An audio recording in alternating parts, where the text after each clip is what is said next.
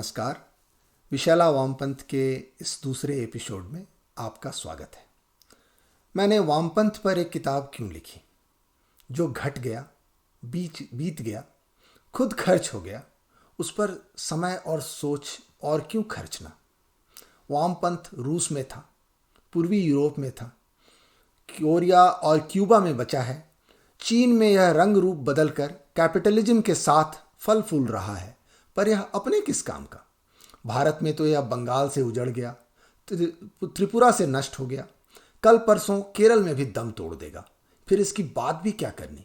भारत की जनता ने इसे नकार दिया है, दुत्कार दिया है। दारू पीकर किसी नाले में पड़ा, किसी बुद्धिजीवी की बुक शेल्फ और उसकी खिचड़ी दाढ़ी में पड़ा, या किसी का क्या बिगाड़ रहा है जो हम आज इसकी बातें भी कर रहे हैं? तो इसे ऐसे समझें, लड़ाइयाँ सबसे ज़्यादा कब होती हैं? ज़्यादातर हमले रात में होते हैं। क्यों? क्योंकि दुश्मन अंधेरे में छुपकर वार करता है। नहीं दिखाई देना एक बहुत बड़ी ताकत है। वही शत्रु ज़्यादा खतरनाक है जो दिखाई नहीं देता। कुछ दिन पहले मैंने कहा था हमारा सबसे बड़ा शत्रु वामपंथ है, तो मेरे एक मित्र ने कहा, क्या बात करते हो, कहाँ है वामपंथ? बंगाल और केरल को छोड़कर कहीं तो नहीं है, पूरी दुनिया से खत्म हो गया। क्या सचमुच वामपंथ खत्म हो रहा है? क्या सोवियत रूस का पतन वामपंथ की हार है या एक चाल है? सच तो यह है कि आज वामपंथ पहले से कई गुना ज्यादा मजबूत हुआ है। आज वामपंथ समाज के और जीवन के हर पक्ष में घुस गया है, पर आज वह किसी कम्युनिस्ट या मार्क्सिस्ट नाम से नहीं, बल्कि उदारवाद और आधुनिकता के नाम पर घूम रहा है। वह एक पॉलिटिकल पार्टी नहीं है, एक सामाजिक आंदोलन है, पर वह अलग से दिखाई नहीं देता और उसका नहीं दिखाई देना ही उसकी सबसे बड़ी ताकत है। सच तो यह है कि वामपंथ ने अपने मसीहा कार्ल मार्क्स को त्याग दिया है और आज वह उससे कहीं ज़्यादा खतरनाक और जहरीला हो गया है। समाज के स्थापित मूल्यों और मानकों को यह बदल रहा है, विकृत और भ्रष्ट कर रहा है। आज वामपंथ पॉलिटिकल करेक्टनेस के नाम से समाज को संचालित कर रहा है। सत्ता किसी की भी हो, सत्ता का एजेंडा यही निर्धारित कर रहा है। वामपंथ किन किन रूपों में हमें संचालित कर रहा है, यह पहचानना आज हमारे सामने सबसे बड़ी वैचारिक चुनौती है। एक उदाहरण दूं, आप सोचते हैं कि सोवियत रूस के टूटने से वामपंथ पराजित हो गया, तो इसे देखें। क्या आप जानते हैं कि बराक ओबामा और हिलेरी क्लिंटन वामपंथी हैं? बल्कि अभी आज के नए राष्ट्रपति बाइडेन और कमला हैरिस वामपंथी हैं। आप उनका प्यादा काट कर खुश हो रहे थे, उन्होंने आपका वजीर काट दिया। आप सोचते थे कि त्रिपुरा में सीपीएम का चुनाव हारना कम्युनिस्टों के एक और किले का ध्वस्त होना है। आप कुछ अनदेखा कर रहे हैं। जब एक सेना डिफेंसिव होती है तो वह किले में बंद होती है। जब वह ऑफेंसिव होती है तो यह किलेबंदी उसके लिए बेकार और महत्वहीन हो जाती है। आक्रामक सेनाएं किलेबंदी में नहीं होती, वे मैदान में होती हैं और नए नए पोस्ट पर कब्जा करती हैं। कम्युनिस्ट अब अपने बंगाल और त्रिपुरा के किलों को छोड़ चुके हैं। वे आक्रामक हो गए हैं, किले से निकलकर मैदान में, समाज में आ गए हैं। शिक्षा, साहित्य, पत्रकारिता, कानून के मैदानों में उन्होंने मोर्चा ले लिया है। उनकी सोच ही समाज की स्थापित सोच बन रही है। प्रधानमंत्री भी उनकी भाषा के विरुद्ध बोलने की हिम्मत नहीं करते, बोलते ही वह विवादास्पद कहलाता है। शासन उसका नहीं होता जो कुर्सी पर बैठा होता है, उसका होता है जिसकी बात वह कुर्सी पर बैठा आदमी सुनता है। जिनके सिद्धांत समाज के स्थापित मूल्य होते हैं, उन्हीं की सत्ता है। जिनके पास पॉलिटिकली करेक्ट की परिभाषा देने का अधिकार है, वह सर्वशक्तिशाली है। चुनाव नाव तो बच्चों के खेल है, खेलते रहिए। आज वामपंथी पिछली पीढ़ी के वामियों की तरह झोला टांग के और दाढ़ी बढ़ा के इनकलाब जिंदाबाद का नारा नहीं लगाते, नास्तिक नहीं कहते खुद को। हो सकता है हमसे आपसे ज़्यादा धर्म ग्रंथों के उद्धरण देते हों, पौराणिक कहानियों की भी खूब जानकारी रखते हैं, क्योंकि उन्हें तोड़ मरोड़ कर उन्हें सामाजिक विघटन का बारूद बनाना होता है। और अपने को वे वामपंथी तो बिल्कुल नहीं कहते। कुछ दिनों पहले एक वामपंथी सज्जन ने खूब घुल मिलकर बातें की, वेद, पुराण, गीता, रामकृष्ण विवेकानंद की बात की। अगले दिन पर उन्हें सोशल मीडिया पर देखा, उन्हें कुलभूषण जाधव और अफजल गुरु में अंतर नहीं समझ में आ रहा था। वे कह रहे थे वे दोनों एक हैं। एक को उन्होंने पाकिस्तान ने अपनी जेल में बंद किया, दूसरे को हमने भारत ने अपनी जेल में बंद किया। मैंने उन्हें विदा किया। मैं उन्हें पहचान गया कि वे वामपंथी हैं।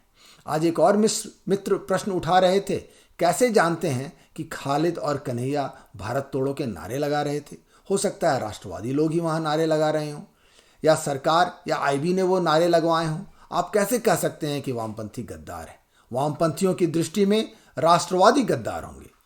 तो समझ लें, भ्रम फैलाना वामपंथियों का एक और हथियार है। बात कितनी भी स्पष्ट हो, वे विद्वता और कुतर्क का ऐसा गुबार खड़ा कर देंगे कि सच छुप जाए। एक गांव में एक चोर घुसता है। वह चोरी करके पूरब की ओर भागता है।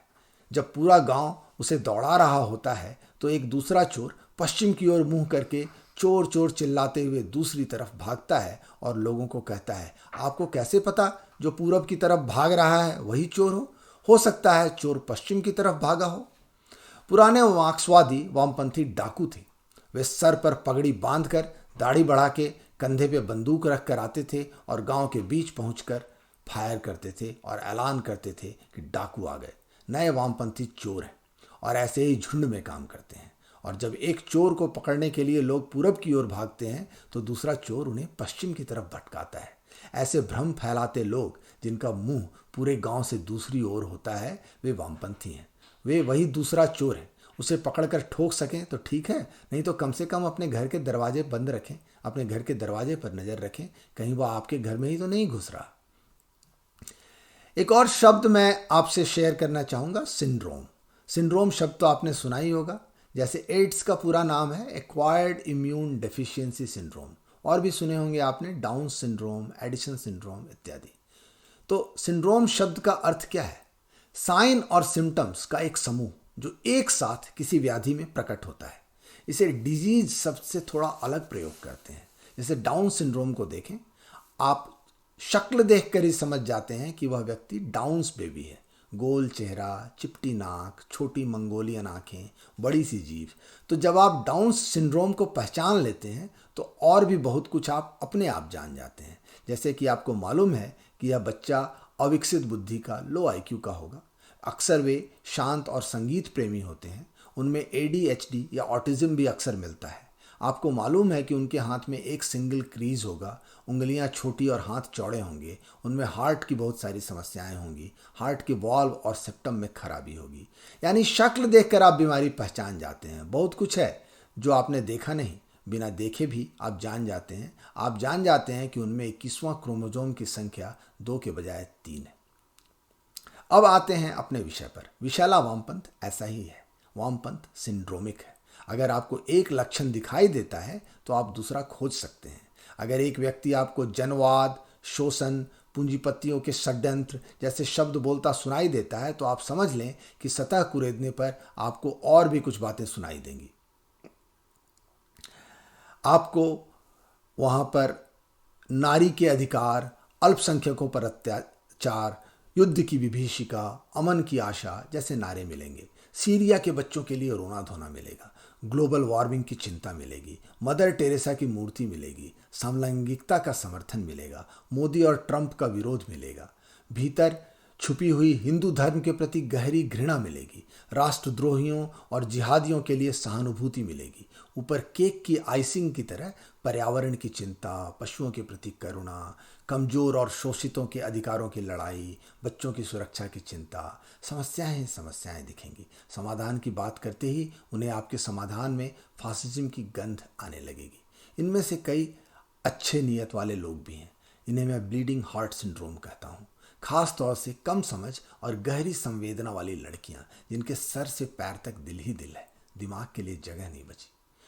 पर पूर्ण विकसित लेफ्टिस्ट सिंड्रोम ज़्यादा विषैला और खतरनाक है।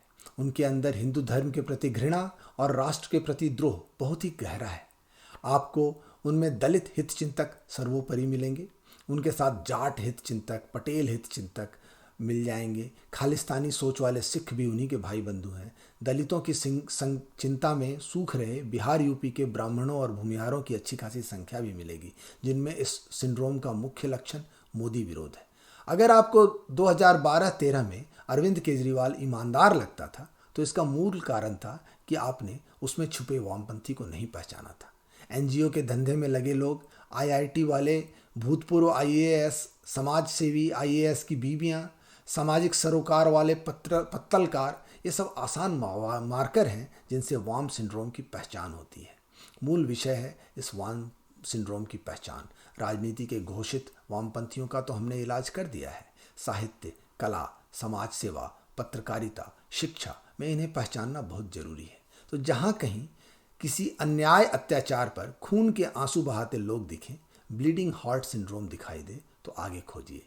एक लक्षण मिले तो दूसरा खोजिए, क्योंकि पहले डायग्नोसिस फिर इलाज।